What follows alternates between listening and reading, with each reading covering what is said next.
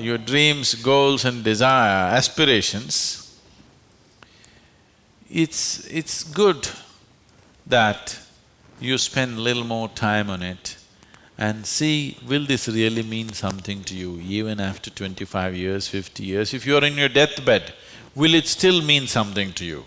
You must look at it.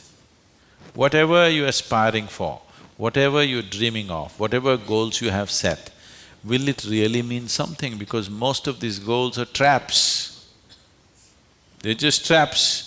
You get in, it's only one-way street, you can't turn back. I want you to look at this, because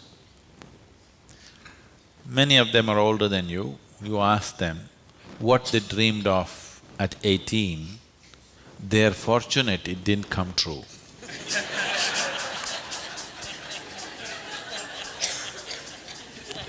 Yes or no? If everything that you desired and dreamed came true in your life, could you live with it? Fortunately, many of those things got filtered and never came true, isn't it? So, it will be very good if anybody of your age, if they want to decide and fix the goals of their life, it'll be very good if they take a break from all influence that's around them. Social influences, family influences, other influences, withdraw somewhere, that's why an ashram. Withdraw somewhere, sit down, meditate, bring yourself to a certain level of clarity and joy. When you're very happy and clear, you must decide. Not in desperation you set goals. Desperate goals that you set will mean a lot to you at that moment. Tomorrow morning you look, you don't know why you're tangled up with it. So, it'll be good. If you're fixing your life, it's best that you do it when you're very, very peaceful, happy and clear-headed, isn't it? Not influenced by anything around you, simply by yourself. Sit and decide what is it that you really want to become in your life, what is it that will be of enduring value for you, not for somebody else, for you. And you don't have to build a personality for that, you strive for that.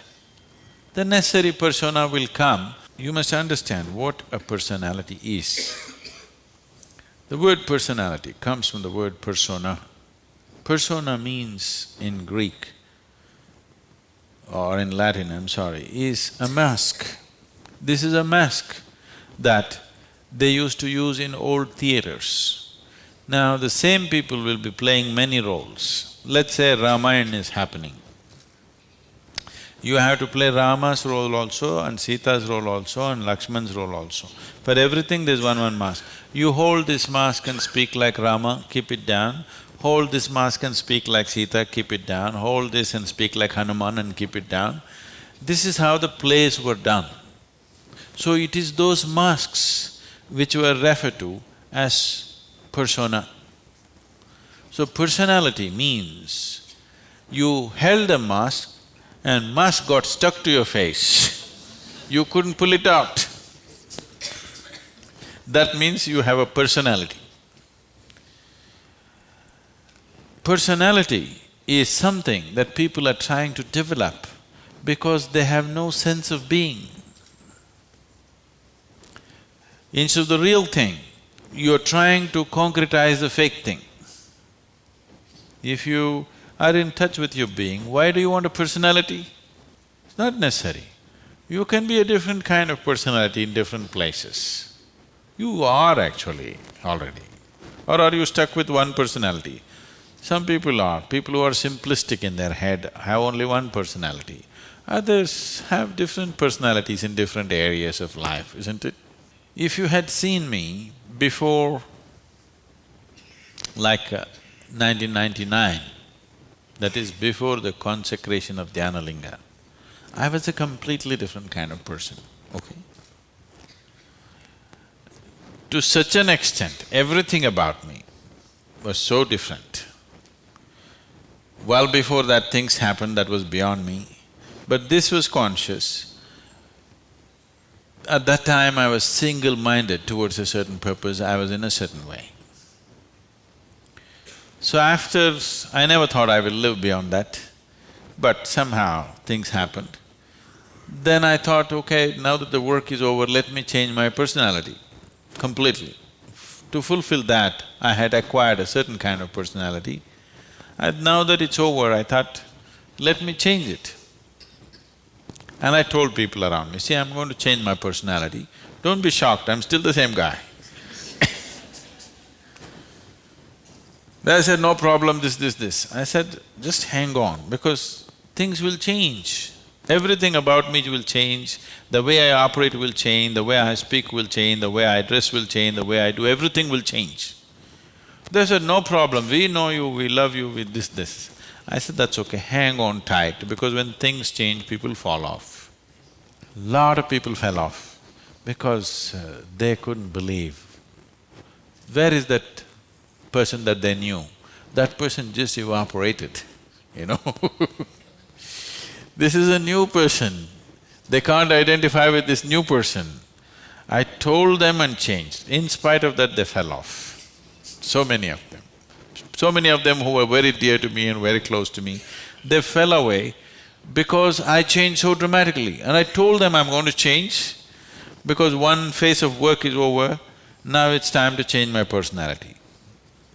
The way I look, the way I dress, the way I speak, the very way I am, everything about me. I even changed what food I like. I changed my personality, so I thought I'll change my food also. So personality is something that you have taken on, but you have become so unconscious about it that you think it's for real. You're asking how to develop, that means you're making it up, right? Another word for developing is making up, isn't it? You're making it up. Make it up whichever way is suitable for your kind of activity, but you must be able to keep it down. If it gets stuck to your face, then it becomes misery. Then all suffering will come to you. You can take on any kind of personality, but when you want to keep it down, you must be able to keep it down. There was a sage. He was so wise. People went to him and crowds gathered. Then the king went to him and the king saw such a wise man should be in his court. So he told the sage, you must come and become my chief minister, because a wise man like you shouldn't go waste sitting under a tree. You must be useful for the people. The sage said, see, that's fine, but I have a condition. You must give me a room in your palace where I will spend every day 1 hour. You should never peep into that room, you should never ask me what it's about, you should never break into it, nothing. This room should be left unexplored by yourself, your servants, your secret agents and everybody. King thought, that's not a problem. What's the problem with me? You want your room, why do I want to look into your room? Take it. Then whenever any important meeting is to come, this man who's sage, now who's become a minister, so he's wearing appropriate clothes for the palace, but he goes in to this room and locks himself for 1 hour and comes out. A few months and years passed, but then after that, king's curiosity, it even got us to Mars. He wants to know what the hell is he doing inside. So rumors started all around, oh, he's doing something, he's got somebody inside, maybe he's an enemy agent, he suddenly landed here, what is he doing there, what is he doing there? Everybody, the whole palace started buzzing around with what is he doing in this room. Everybody wants to see what's in the room, but it's always locked, he goes in, spends time there and comes out. Especially when something important is to be done, he goes in. All kinds of rumors happened. So, One day, king couldn't hold it. King asked this man, "I want to see what's in that room." He said, "Well, there's a promise you've given me. If you break the promise, I will leave." So he contained it. He doesn't want to lose the man. He's too wise. And then his other courtiers started talking, "How can you allow this? We don't know what's happening inside. It could be dangerous, it could be this, it could be that." One day when he was not there, they broke open the door and went inside. They looked around, the room is empty, no furniture, no nothing, just empty room. They looked, nothing. Then what does he do here? Then in one corner they saw very, worn out clothing hanging there and a begging bowl. They went.